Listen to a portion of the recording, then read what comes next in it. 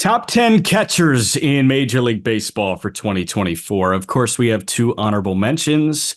The corresponding article is in the episode description. It will be live at justbaseball.com by the time you're listening to this. Tim Kelly did a great job writing that thing up.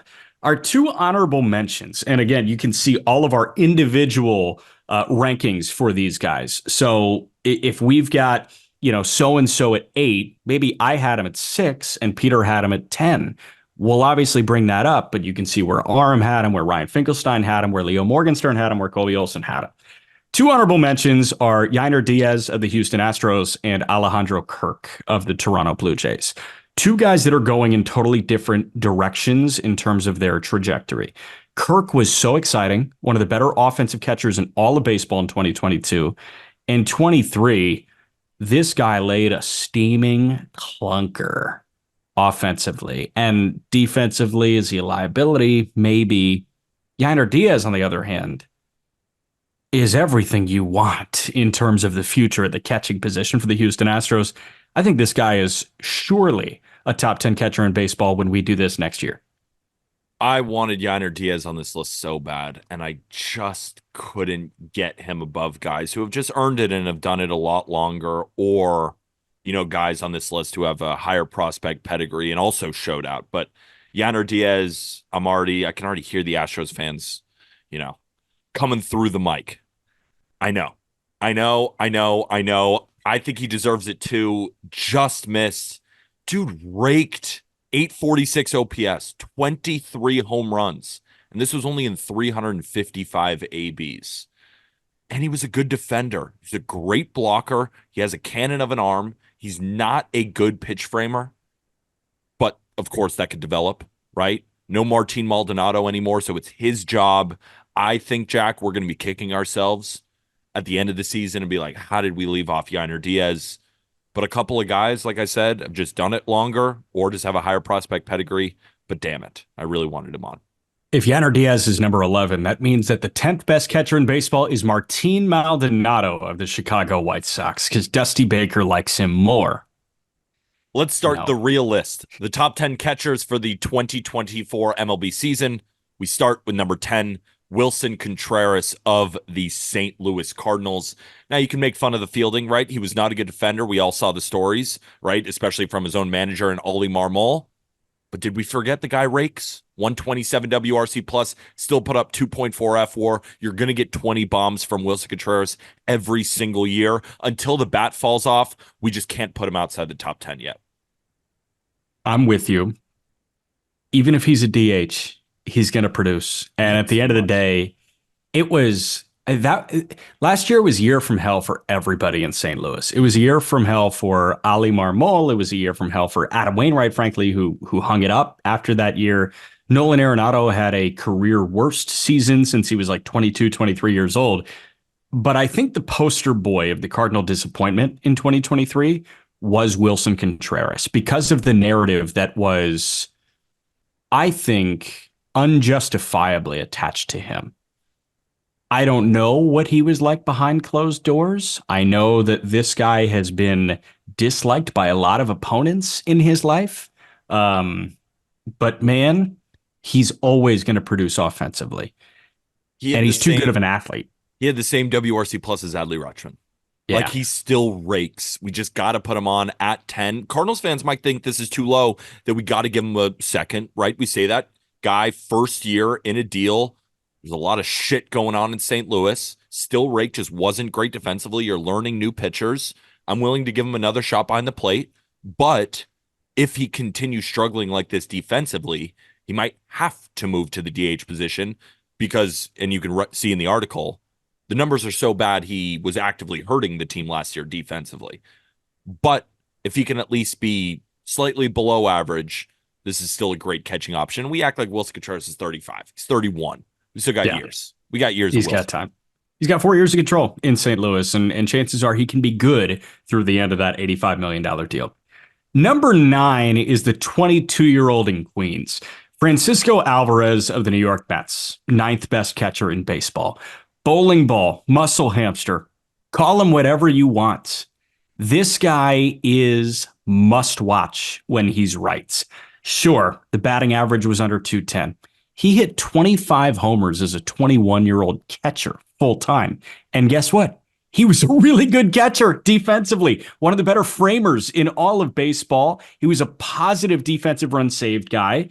And oh, by the way, he drove in 63. If the OBP gets over 300, which I'm sure it will, he's going to rocket up this list considering the defensive prowess that he showed. He has the chance, and Tim highlighted this in the article, to be one of, if not the best power hitting catcher in the game in not too long. I also, and this was a guy who, Astros fans, when I'm thinking about Yainer Diaz versus Francisco Alvarez, well, Francisco Alvarez is 3 or 4 years younger. I think he's a better defender, right? Especially in pitch framing, where Francisco Alvarez was in the 95th percentile, was statistically one of the best defenders at the position last year. And then when we talk about offense, you'll say, well, Yainer had more home runs, right? He had a higher WRC plus. He's a better hitter. Well, context is important. It's a 21-year-old on a team similar, right, to the Cardinals, where everything went wrong last year. Put up an 809 OPS in the first half. He was killing baseballs. And that was at the beginning. He ran into the rookie wall, right? He's super, super young. He's catching every day. He's never had this workload in his life. And he had a down second half offensively. This is a special bat that we didn't even think was going to be great defensively. We thought he was going to be pretty good, right? I don't think his calling card in the minor leagues was, oh, this guy's so good defensively. If he hits, he hits. No, this guy's going to hit. And we hope he can play defense. Well, now we know he can really play defense. And we saw the first half offensively. I think in a full season, he's got his ducks in a row now. I think he's going to be even higher on this list. That's what separated him from Yainer Diaz. He's younger. I think the bat has the same amount of upside, and I think he's the superior defender, and he's 3 or 4 years younger.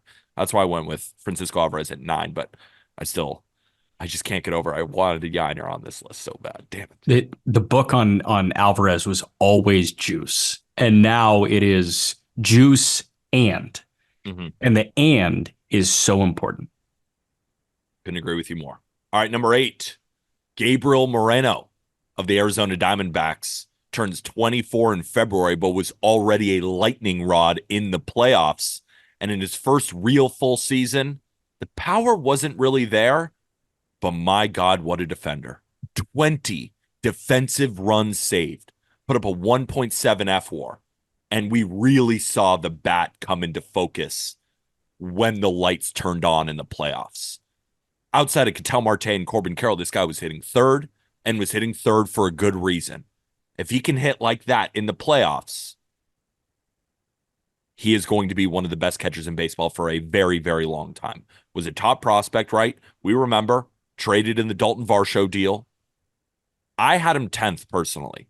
A lot of you guys were a lot higher on Gabriel Moreno than I was, right? Colby ranked him 5th. You ranked him 9th.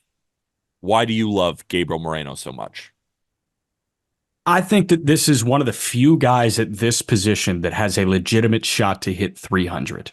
And unfortunately, that list in all of baseball is dwindling down. The art of hitting 300 is gone. And now there's like a select number of guys. If you just look at, I'm going to pluck a random year, so you can't, quote me on this exactly. But if you looked at 2013, even, how about 2003 compared to 2023, the number of guys that hit 300 in Major League Baseball, much, much higher than it is right now.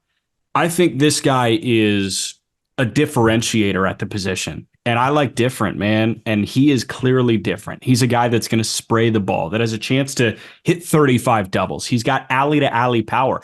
In that spacious outfield, man, he can turn in a 35 double season, 40 double season if everything goes according to plan, on top of being a high-level defender. I think he's going to hit 15 homers, not 7. And he can turn in a 4-win season if he was a 2-win player in this first audition full-time, pretty much. I was over the moon about the defense. Yeah. I mean, he's not the greatest pitch framer in the world, but to put... Yeah, but he catches runners, man. Yeah, and to put 20 defensive runs saved, kind of, to make it more palatable, Adley Rutschman had 2 defensive runs saved. Cal Raleigh, who we're going to talk about soon, 2 defensive runs saved. William Contreras, right, had this incredible defensive season. That's why he's high on our list. 5 defensive runs saved. Will Smith, 12, right? Sean Murphy, 8. No other player on this list was even close. JT Realmuto was -4, right? So if he can hit like he did in the playoffs with that defense, yeah, we're easily looking at top 5. And I think that's what Colby is saying. I just need to see it again. Average caught stealing percentage of times that a catcher throws at a base runner. The MLB average this past year was 19.8%. So call it 20% for the sake of being round. What do you think Gabby's was? I just want you to tell me. I don't know. Double it. 39%. Oh, that's good. It's good. Real good. All right. Number 7, Jonah Heim at the. Huh? That's me. Are you number 7? You stole my odds, man. What are we doing here? You're on odds. You're on odds. My bad. I got excited about who? It's whatever. Jonah Heim of the Texas Rangers is the 7th best catcher in all of baseball. This felt low. It felt low. You had him at 7. I love this catcher ranking. This is a legit position. I was pissed, but I was like, where else am I supposed to put him? Jonah Heim was yet another cog in the crazy productive machine that was the Texas Rangers offense in 2023. This guy hit just a tick under 260 playing the entire year. He slugged 440, 18 homers, 95 driven in. He was a 4-win player, 4.1 F4. A 103 WRC plus doesn't translate to that. It translates because he is still a really, really good defender. One of the better framers in all of baseball. 6 defensive runs saved to boot.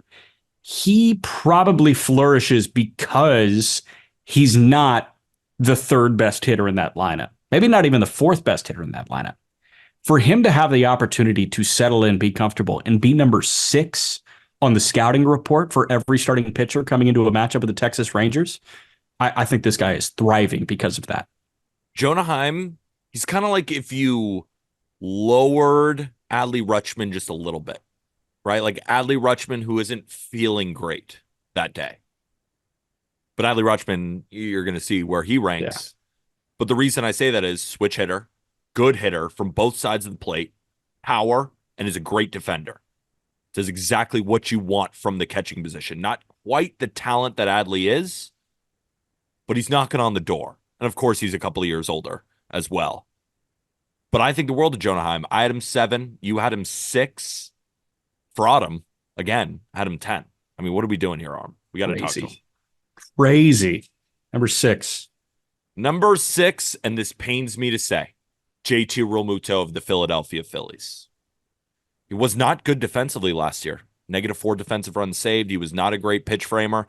And he really had a down year offensively by his standards, right? And a 1.5 F-WAR, 102 WRC plus 2% above major league average.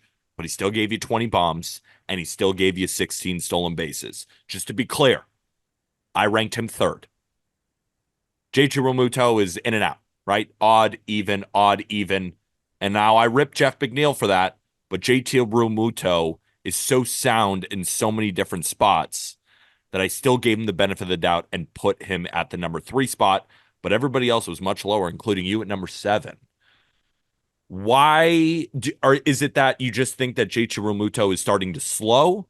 Because yes. I think he could come back next year and be totally fine.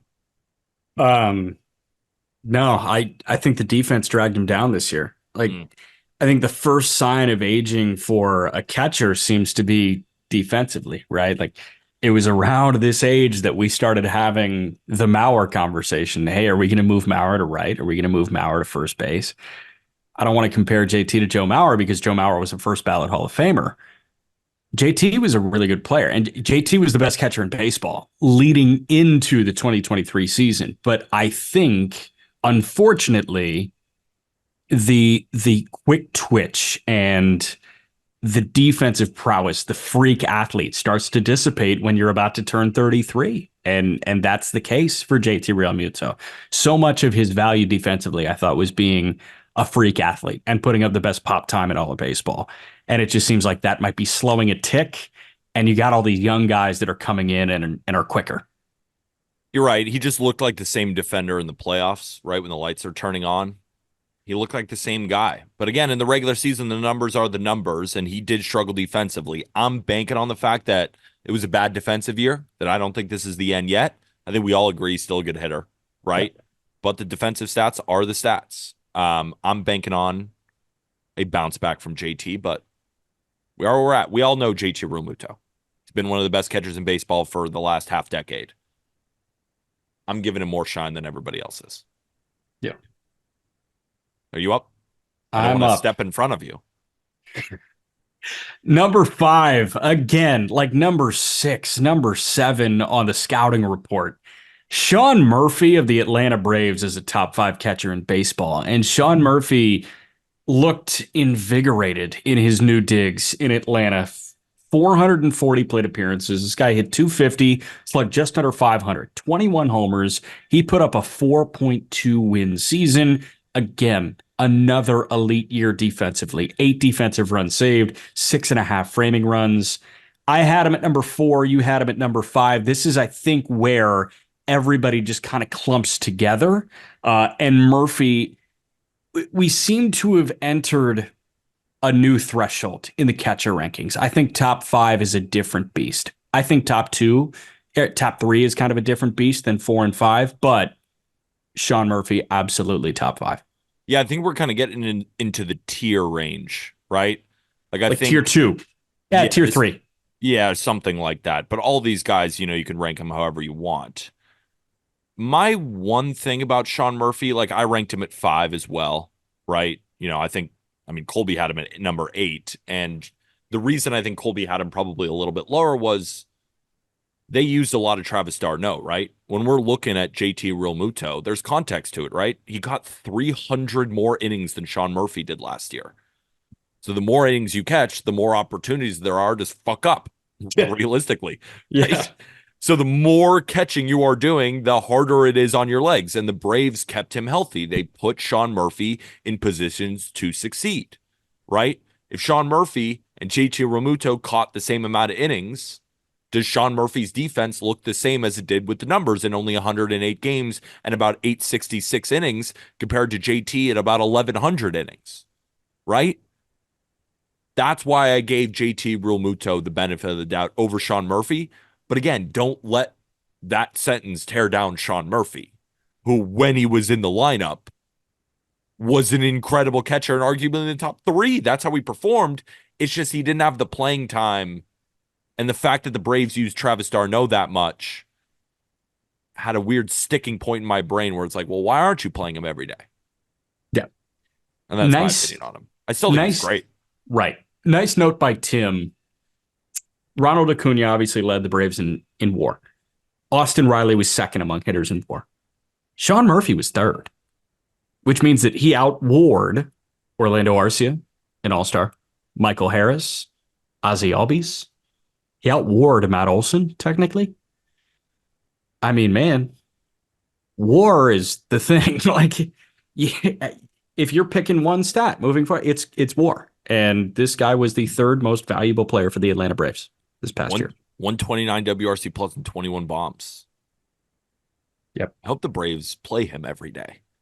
Another guy who plays every day, number 4 on the top 10 catchers list, Cal Raleigh of the Seattle Mariners. Of course, Cal Raleigh of the Seattle Mariners. One of the best defenders in the sport, put up a 4.7 F WAR, 30 bombs. Name me a catcher right now that you know is going to give you 30 bombs and some of the best defense in Major League Baseball. I'll wait. It's really hard to find one. I don't think you can. And that's why Cal Raleigh is so high on our list. Big dumper, right? Has perpetually been a great defender, but him tapping into the power year over year, we're looking at 30 home runs. Yeah, I'm going to take that. I ranked him 6th, right? Because, of course, JT Realmuto was a little bit higher. But you ranked him 5th. The rest of the panel ranked him 4th. So you and I are the low ones on Cal Raleigh, but we still respect the hell out of Big Dumper. Yeah, I ranked him 5th because I had Murphy 4th. And by the way, misread that last tidbit that he was 3rd in WAR in 2023 because I was like, no, he can't have outwarred Matt Olson. He did not. That was projected WAR. Zip's projections have him as the 3rd most valuable Brave hitter behind Acuna and Riley. So going into 2024, projected WAR ahead of Olson, ahead of Michael Harris, ahead of Albies, which I find interesting.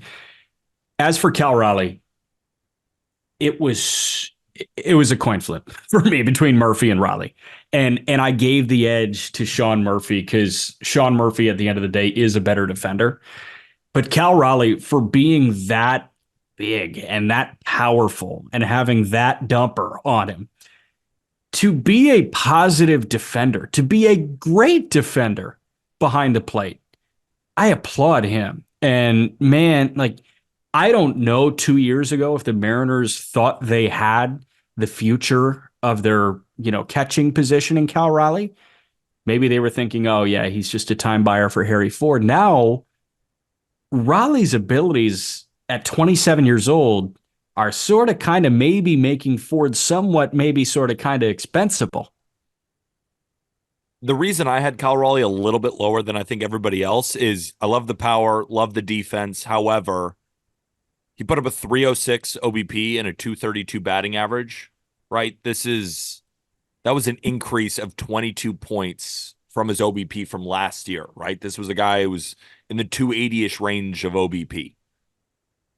Like, he's not that great of a hitter, but he does have a ton of power, right? And he plays great defense.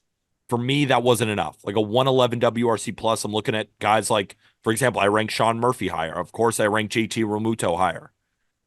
I think those guys are better overall hitters than Cal Raleigh is. But Cal Raleigh's got the defense and the bombs. It's kind of whatever you prefer from your catcher. I think that's why you and I ranked Sean Murphy a little bit higher. We think he's a better overall player than Cal Raleigh is. And personally, I still think JT Realmuto is up there. But again, same tier. Same tier. And at the end of the day, Raleigh was a half a win better because he played more, but also because bombs speak for themselves. And 30 bombs is 30 bombs. And the defense. It was great. Yeah, that was tier 2. I think Murphy and Raleigh is tier 2. We enter tier 1 with number 3. And number 3 is William Contreras of the Milwaukee Brewers. And it was a fight to see who the number 2 catcher in baseball was going to be between this guy and number 2. William Contreras just had a year that not many were expecting. Maybe the Brewers expected when he was part of that 3-team trade that ended up sending Sean Murphy to Atlanta. But here's the thing, though. I feel like we all knew he was going to be a great offensive piece, right? We saw him with the Atlanta Braves, just the piss out of baseballs. But did we think he was going to be one of the best defenders at the position also? Are you kidding? Not at all. So he hit 290 with 17 homers and a 124 WRC plus. Could have absolutely expected that. But an elite framer, 5 defensive runs saved, and a 5.5 win season, 5.4 FWAR. Higher than Adley. Never in a million years did I think that William Contreras would have been the top WAR accumulator among catchers in Major League Baseball. But that's where we're at. The Braves had this motherfucker playing left field in 2022, and he was the best catcher in baseball by WAR in 2023. I had him number 3. You had him number 2. That's why I'm really excited to talk about tier 1. You had him 4. I had him 4. You had him 4 because you had JT 3. I had JT 3. That's where it was. I'm still giving JT that nod because, again, William Contreras has done it once. However, doing it once this well, yeah. And when you get the pedigree, excuse me. When you have the pedigree of your brother, of course, but also we knew you were this type of hitter, and then you enter the Brewers catching lab, who's made guys like Omar Narvaez this all-world defender. He was framing everything. And you got to remember, the Brewers pitching staff that he's framing for, how many different 101-mile-an-hour sinkers can one man catch from all these different angles, right? You got Hobie Milner, and then you got Abner Uribe. It's complete opposite, but you got to frame both of them. And then you got to deal with Devin. And then deal with Devin in the 9th. Bizarre. The thing that got me was William Contreras had an 87 WRC plus in 2021. Okay, like it's not good, but it's not terrible at all. Yeah. 2022, he played 97 games. He had a 139 WRC plus, and now a 124 WRC plus. So that is, for me, like, you average it all out. That's a year and a half. That's 230 games or so of a 130 WRC plus from William Contreras. if I know that I'm getting the offensive production, I just needed to see 1 year of this defensive mastery. And That's the thing. And I love my catchers who play every day, right? The only catcher in Major League Baseball to have more plate appearances than him was Adley Rutschman, who we're going to talk about in a minute, right? Yeah. All-world defender, playing every day, and hitting jacks. One of the best offensive players and led Major League Baseball from the catching position in F4. Speaks for itself. I'll still take JT, though, because I need to see it again. But major props. This guy's going to be a star. Only 26 years old. My turn? Mm-hmm. Number 2. The second best catcher in Major League Baseball is Will Smith of the Los Angeles Dodgers. Of course it is. You knew it, and I knew it. Guy rakes year in, year out. 19 bombs, 119 WRC plus. But why I'm so proud of Will Smith, the defense finally came to be. Now, he's not the best defender in the world, but he just needed to not be terrible in order to consistently rank up here, because I'm always putting him up here because of the bat. It's a special bat, right? Year in, year out, homers, RBIs, decently high average, walking a ton. And I love Will Smith because the harder you throw it in, the harder he hits it out. He's one of the best velocity hitters, I think, in Major League Baseball. And he's always due for a grand slam. But it's the defense. 12 defensive runs saved, like I said. One of the highest on this entire list. Was a solid pitch framer. But all he's got to be is solid defensively to easily be the second best catcher on this list. But you had him 3. And you preferred William Contreras. I want to talk about this one. Yeah, I mean, Will Smith has gotten better and better every year defensively, but you said finally the defense came around. And the defense coming around for Will Smith is a good defensive catcher. But William Contreras was a top flight defensive catcher. Once, though, right? If we're talking about the defense is finally here for Will Smith, there was 1 year great defensively, right? If they're both now good defenders, whose bat would you rather have? I think it's comparable, actually. And William Contreras, we mentioned you're thinking, maybe 125 WRC plus. At least that's what he's proven over his first 2 full seasons. Will Smith, over the course of his career, 128 WRC plus. 2022, 128. 2023, a 119. So year by year, and I know smaller sample in 22 for William Contreras than Will Smith, but Contreras had a higher WRC plus in both of those years. And at the end of the day, hold on. Short sample, and then in 1 year, right? He had that great 1 year, but it's like Will Smith, we got to give guys credit if they do it year in and year out and year in and year out, like Will Smith has done. For sure. But let me just say, William Contreras just turned a corner defensively. Will Smith just turned a corner defensively. You think the offensive numbers are comparable, right? They were comparable for William Contreras' best season this year, right? That's what Will Smith has been doing every year. It's the only sample we have to work off of. Can I run you through the OPS? Sure. It's the only sample we have to work off of. 908 OPS in 2019, only played 54 games. Yeah. 2020, 37 games, 980 OPS. 2021, 130 games, 860 OPS. 2022, 808 OPS.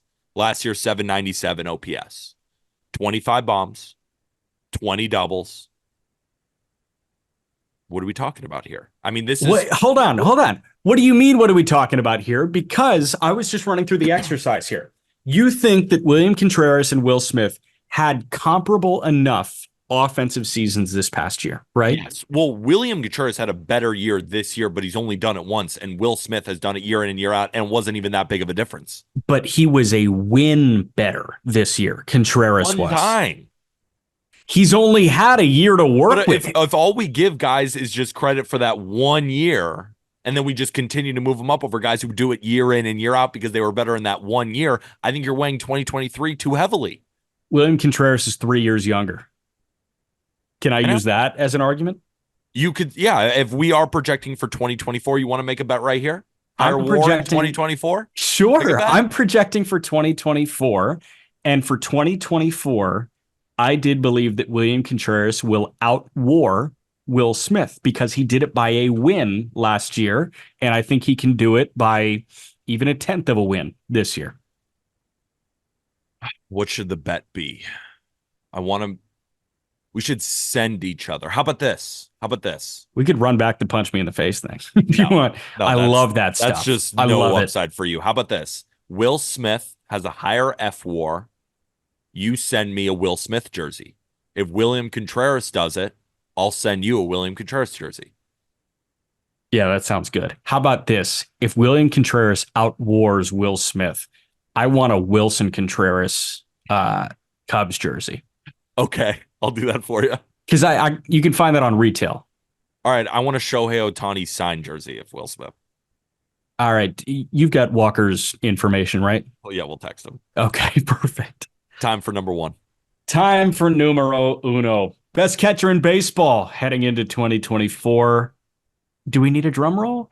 Adley Rutschman of the Baltimore Orioles is far and away the best catcher in baseball. He was across the board. We had 6 people on the panel. All 6 had him as the best catcher in baseball. This guy had nearly 700 plate appearances this past year.